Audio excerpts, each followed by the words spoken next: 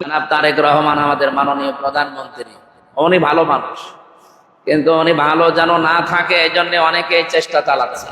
তার পেছনে যারা আছে, এমনকি প্রতিবেশী যারা আছে, তারা তো তাকে ভালো থাকতে দেবে না।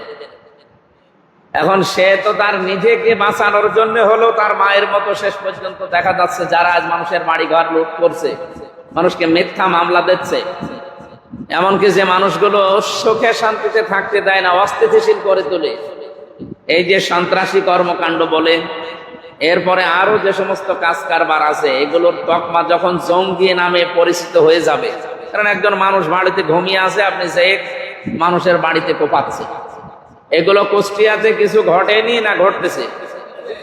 এর প্রমাণ এই যে বড়িয়া, বাদালিয়া, বড়িয়া, এরপরে আমাদের মনোহর দিয়া, কালকে বটতলি, কুমারগাড়া, এই সমস্ত জায়গাগুলোতে পর্যবেক্ষণ চলছে। কিন্তু একটা মানুষ হেঁটে যাচ্ছে, তারে আপনি পিটিয়ে 2টা পা ভেঙে দিন, এটাকে মনে করছেন এই শেষ, এর কি কোনো ফলাফল নেই? এইগুলো যখন বেশি হয়ে যাবে, এই 22 দিনে যা দেখিয়েছে, এই নিয়েই উনি চিন্তায় আছে।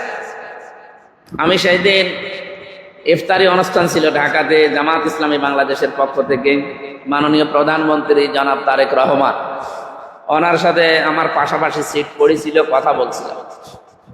আমারে বলছে, মাওলানা আমার বাবার জন্য দোয়া করেন, এগুলো আমি দেখি। তা আমি বললাম, আপনিও বাবার মতো হন, আপনার জন্য দোয়া করবেন,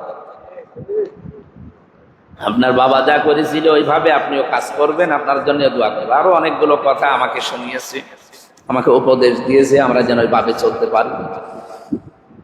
তো ওনার কি চেহারার ভেতরে আমি তো একটু মানে আন্দাজে তাকাই না, তাকালেই তো কিছু না কিছু আবিষ্কার করতে পারি, কারণ আমাদের নজর হচ্ছে শুধু র না, আমাদের নজর হচ্ছে নাজারা।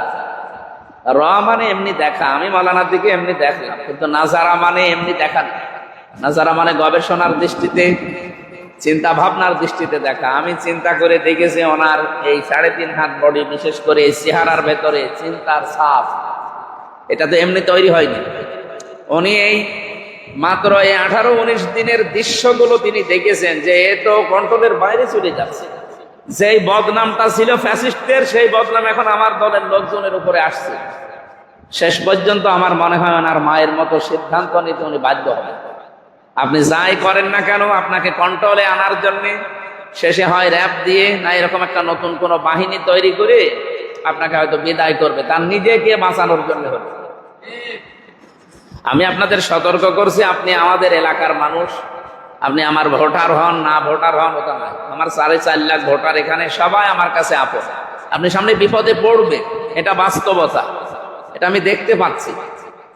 এই জন্য আপনাদের সতর্ক করলাম, আসেন সবাই আমরা মাজলুম ছিলাম, আমরা যেন এখন জালেম হয়ে কেউ না উঠি। আপনি কি করবেন জুলুম করি? ওই লোকটার আখেরাত তৈরি হয়ে যাচ্ছে, আর আপনার দুনিয়া আখেরাত সব ধ্বংস হয়ে যাচ্ছে।